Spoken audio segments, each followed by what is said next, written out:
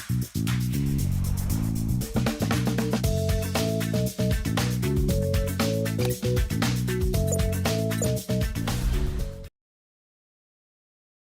everyone, I'm Anna, and today I'm going to be talking about the Cretaceous mass extinction and would have still happened if we had no meteorite impact. So the contents I'm going to cover include what defines a mass extinction, the criteria for mass extinctions, 5 biggest mass extinctions in Earth's history, the most accepted theory for how the Cretaceous extinction happened, being the meteorite impact, how a meteorite impact would cause a mass extinction, the second main theory for how it happened, being volcanism, how volcanism would cause this mass extinction, and then example of volcanism and mass extinction being with the end Permian, and then would Deccan volcanism alone be enough to cause the end Cretaceous? So firstly, what defines a mass extinction? Mass extinctions are defined as events where large portions of Earth's species go extinct and die out across large geographical areas within relatively short spaces of geological time. So the criteria that events must meet in order for them to be called mass extinctions. Firstly, the proposed causation event has to just precede or coincide with the extinction event. Secondly, the causation event for the extinction must be capable of driving global scale changes. Thirdly, the event has to occur on a short geological timescale, and this is talking to around 50,000 years, but can be no more than 1 million years long. And as we know, 50,000 years by human standards is a long time, but this is almost instantaneous when viewed on geological timescales, which are several million years to even billions of years long. And lastly, the number of species going extinct at the time has to be over 75%. So how do these criteria fit into the Cretaceous extinction and allow us to call it a mass extinction? Both the main proposed theories, the meteorite impact and the volcanism, can be proven to have happened at the time of the extinction. Dating the crater just off the Gulf of Mexico and dates of sediments and lavas in modern-day India both reveal ages of 66 to 65 million years ago, which is the time of the extinction and the KPG boundary. So this fulfills the first point. In regard to the second statement, both meteorite impacts and volcanism have the capabilities to drive global scale change. Extensive volcanism has the ability to cause global scale warming and cooling fluctuations due to the high releases of high amounts of volcanic gases. And this can cause habitats and ecosystems to become unstable and possibly collapse in both terrestrial and marine environments. A meteorite impact can also cause global scale change affecting both land and sea, although the impact on land is much more severe. A massive amount of energy would be released into the atmosphere from an impact and cause global wildfires, earthquakes, tsunamis, and severe climatic changes as a result of the impact force. And this fulfills the second point. Addressing the third statement, both events occur over short geological timescales. When the meteorite impact would have been geologically instantaneous. This will hit the Earth in one day, and the effects taking hold in the days, weeks, months, and years afterwards. For the volcanism theory, it's known from geochronological evidence that 90% of lava emplacement from the Deccan traps occurred on a timescale of less than 1 million years. So, and both these timescales fit the criteria for that third point. And lastly, the final point stated that more than 75% of all species around the time had to go extinct in order for the event to be classed as a mass extinction. Research shows that 76% of species around at the time, including non-avian dinosaurs, flying reptiles, marine reptiles, and calcifying plankton species, all went extinct to the KPG boundary. This fulfills the final statement, ticks that final box, and allows the Cretaceous to be classified as a mass extinction. And the end Cretaceous is classified as one of the most recent the most recent of the big 5 mass extinctions. And Earth has seen 5 large extinction events over its history, which can all be classified as mass extinctions according to our criteria. Proposed causes for the mass extinctions range from meteorite impacts to volcanism and even widespread climatic changes and glaciation being a proposed cause as well.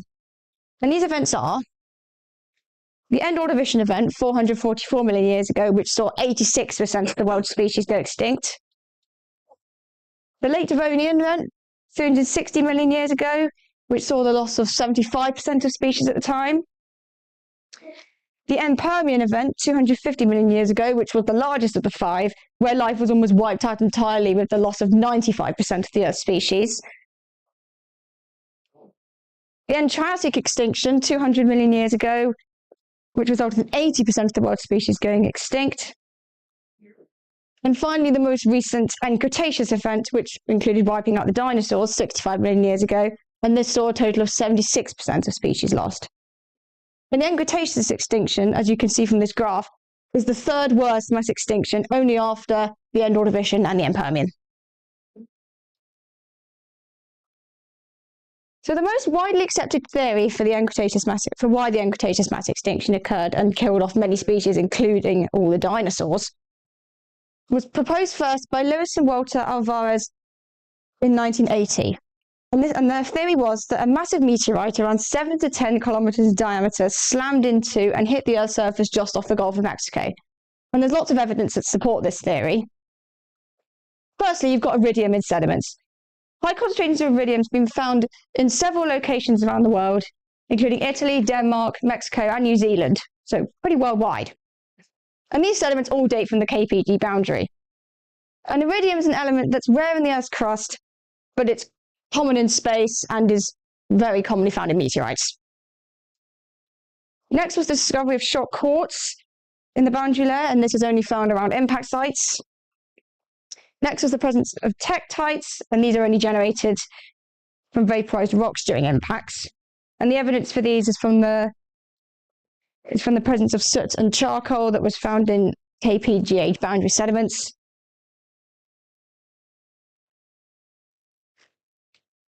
And finally, there was the discovery of the crater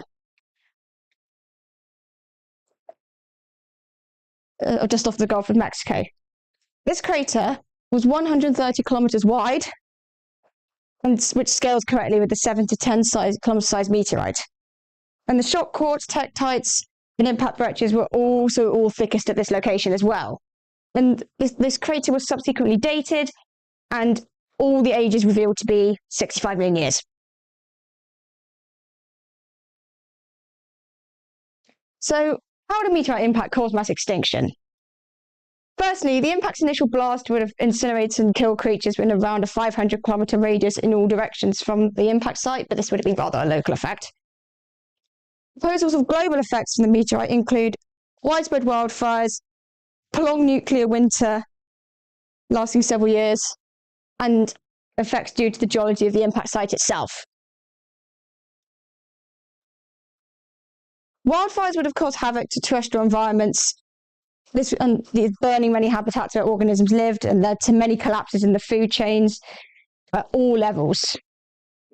And forest environments in particular would be heavily affected by these, as these are where lots of trees being burnt down and contributing to the release of lots of stored carbon as CO2 into the atmosphere. And the tektites formed from vaporized rocks as a result of the impact also contributes to superheating the atmosphere and on a wide scale, making wildfires more likely in several areas of the Earth. And the evidence for these wildfires is the high amounts of dust, soot and charcoal that are all found in KPGH deposits. And because these represent burnt material. And the nuclear winter would have resulted from dust, soot and debris being thrown high enough into the air that it went into the stratosphere and blocked out incoming solar radiation and prolonged darkness. And this also would lead to a global average temperature drop of around 7 degrees. And this would lead to extinction as, firstly, the animals adapted to warm Cretaceous environments suddenly may not be able to survive in colder air and colder temperatures. And also, the second reason, if the sun's blocked out, photosynthesis is going to stop. And then this would result in collapses of the organisms at the bottom of the food chain, and then eventually the ones higher up as well, both in terrestrial and marine environments. And the final global effect for how this meteorite caused extinction is likely due to the impact site itself. And this because the site was made of mostly limestone and gypsum, which, if hit with and broken up with a lot of force, such as that from a meteorite hitting them, this would cause releases of large amounts of hydrogen sulfide be released. And this gas forms sulfuric acid aerosols that block out sunlight, resulting in global cooling and temperature drops. As well as hydrogen sulfate, sulfur dioxide could have formed and caused acid rain, acidifying the oceans and making them inhabitable as well. And there also would have been lots of CO2 release, preventing heat from escaping back into space and resulting in warming of the atmosphere. Global warming not only makes the wildfires more likely on land, but also slows ocean circulation and causes anoxic conditions, resulting in large amounts of extinction in marine communities. But what if there was no meteorite? Take that out of the equation. So the second main proposed theory for what caused the Cretaceous mass extinction is an extensive period of flood basalt volcanism in a large igneous province. And this consists of large outpourings of basaltic lavas onto the surface in a relatively short period of geological time. So, and the lavas erupted out of these large linear gaps in the ground known as fissures, much like those in Iceland, although these ones would be much larger, recover much larger areas, and erupting much larger volumes of lava over shorter time periods. And the fissures are thought to be formed by large periodic mantle plumes. A mantle plume is obviously an area of the Earth's mantle that's hotter than its surroundings due to heat originating from the core, and it's concentrated over one area. So the Deccan Traps, located in India, have an area of around 500,000 kilometres squared, and they're a large igneous province that expelled more than 1.3 million kilometres of lava out over its entire eruption period of around 1 million years. And the first eruption started around 400,000 years before the meteorite hit, and then were known to have continued 600,000 years into the Paleogene as well. And the evidence for the existence of this large igneous province is cooled in place lavas found today are more than a mile thick in some places, and dating of zircon crystals in the sediments between lavas and also minerals within the lavas themselves both gave ages between 66 and 65 million years ago, indicating they erupted at the time of the KPG boundary. So how could volcanism cause a mass extinction? Continued eruptions over a time period of around 1 million years from Deccan Traps volcanoes could cause several effects that lead to extinction, whether they were before or after a meteorite impact. Firstly, the volcanoes released large amounts of both hydrogen sulfate and sulfur dioxide gases into the atmosphere. And the hydrogen sulfate thing forms sulfuric acid aerosols, and these reflect away incoming solar radiation, as mentioned before. And this results in global temperatures cooling by around 2 degrees, a volcanic winter in this sense, which slows photosynthesis both on land and in the sea due to less solar radiation reaching the Earth, and obviously several levels of the food chain are going to be affected by this. And the sulfur dioxide in the atmosphere would also dissolve in the water vapor that forms clouds and gets precipitated as acid rain, acidifying the oceans. And then this would highly affect and likely cause extinction of many marine groups that have calcite in their shells, such as ammonites, because the acidic waters would dissolve them. Large amounts of CO2 also being released would cause global warming and make the wildfires more likely, which affects terrestrial life. And the increased CO2 would also have its effects in the oceans too, where ocean circulation is slowed and eventually causes anoxic conditions, resulting in extinction of marine communities. And these fluctuating climate swings like this are known to have been behind other mass extinctions in Earth's history, such as the Permian mass extinction. So a well-known example of volcanism being the main driver in the mass extinction is the eruption of the Siberian traps during the Permian 250 million years ago, which coincided with the worst mass extinction in Earth's history and is often dubbed the Great Dying. During this event, 95% of all the Earth's species were wiped out, including trilobites, mammal-like reptiles, corals, giant amphibians, and also most, but not all, brachiopods, crinoids, and echinoids that were around at the time.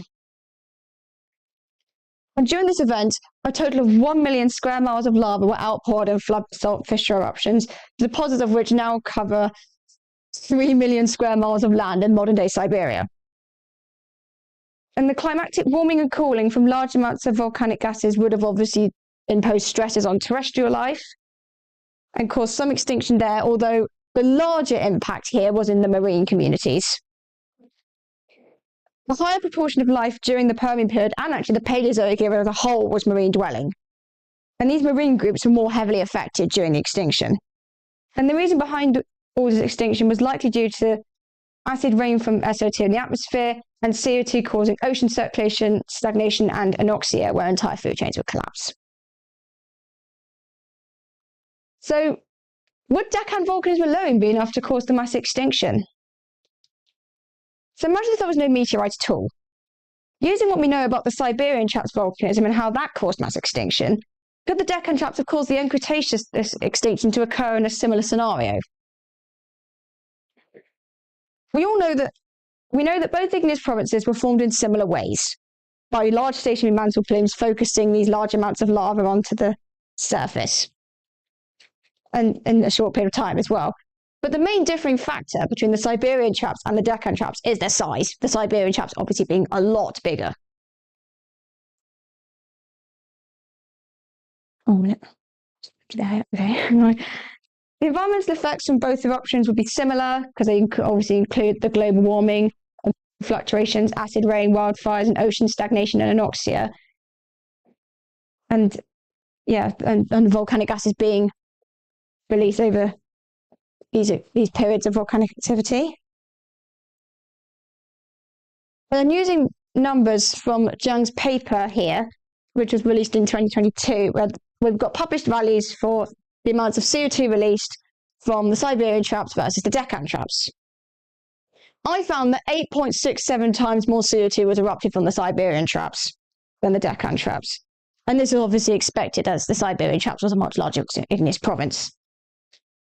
And from this, I conclude that the environmental impacts resulting from the Siberian traps eruption would have been much more extreme. And more extreme, more prolonged, and more detrimental to life, resulting in more extinction from just that cause alone. And then for the Deccan traps, as the amount of gas released is several times smaller, the environmental effects would likely not have been as long-lasting. So some groups may have not gone extinct, but not as many as that seen at the Permian. I also included the value for the amount of CO2 released from the Kerguelen Plateau off the western coast of Australia, which is another submarine igneous province. And this erupted 121 to 113 million years ago, and the eruption is hypothesized to have been behind causing an ocean anoxia event, but is not behind causing any mass extinction. So the overall amount of species going extinct from volcanism alone, based on this scenario, comparing the amount of CO2 released from the traps with that from the Kerguelen Plateau, the eruption of which didn't cause a mass extinction, the amount of species going extinct would probably be much less than the 76% we already discussed if there was a meteorite as well. And therefore, volcanism alone on this lower scale would only have likely been a possible contributing factor facilitating some of the extinctions at the Cretaceous, but it wouldn't have been a main trigger to cause mass extinction. And for that, we'd very likely have needed that meteorite. So in short, based on the similarities in the amounts of CO2 erupted from the Deccan traps and the Kerguelen Plateau, the effective gas release from Deccan traps volcanism alone may have been able to cause extinction in some groups. But however, the amount of gas released was several times smaller and more like that of another large igneous province that didn't cause mass extinction. And the environmental effects as a result of the Deccan Traps eruption were not as long-lasting or extreme as those seen at the end Permian. And as a result, the end Cretaceous would have likely been a much smaller extinction event if caused by volcanism alone. And with less species dying out, the percentage number of species would have been much less than the 75% threshold for events to be classified as a mass extinction. And based off our criteria outlined in the beginning, we wouldn't have been able to call the end Cretaceous a mass extinction based on this. And more groups, especially those that lived on land, may have been able to live through the boundary. And if this was the case, there's a chance we still have some dinosaurs around today. Anyone got any questions? Yeah, I'll take your question. Can you go back to the slide with the 5 mass extinctions on it? Oh, yeah. Towards the beginning with the... Yeah. Let's have to go with all these animations. Oh. Come on. Oh. It's quite a way back, sorry. Yeah, this one. Yeah. Do you happen to know the not like 6 biggest extinction off the top of your head, like in terms of like how many species perish? The 6th biggest? Yeah, what percent? Is it anywhere close to 75%, or is it? Well, it will be less because there's only 5 mass extinctions that we've had. But so the 6th biggest would. I don't know the exact value of the 6th. Is it like 70 or is it like 40? I actually don't know. It would be around, I believe, to answer your question, I think the 6th one was near the Ice Age, and it would be around 50. 50. Yeah, it's not like any of these. It's 50. The criteria is 75%. 75. So, as you can see, the Lake Devonian is only just meeting that. Looks like whoever decided that criteria very much wanted the Devonian included. Do you agree with that? Yeah. That's the question. Any more questions? Yeah? What the word traps mean? Oh, it's basically the traps is just like, it's kind of almost like the layers build up one on top of the other and they make what looks like steps. And it's just the one that's used for a lot of large igneous provinces. So things like the Siberian traps and the Deccan traps. It's just the name for that kind of deposit. Any more questions?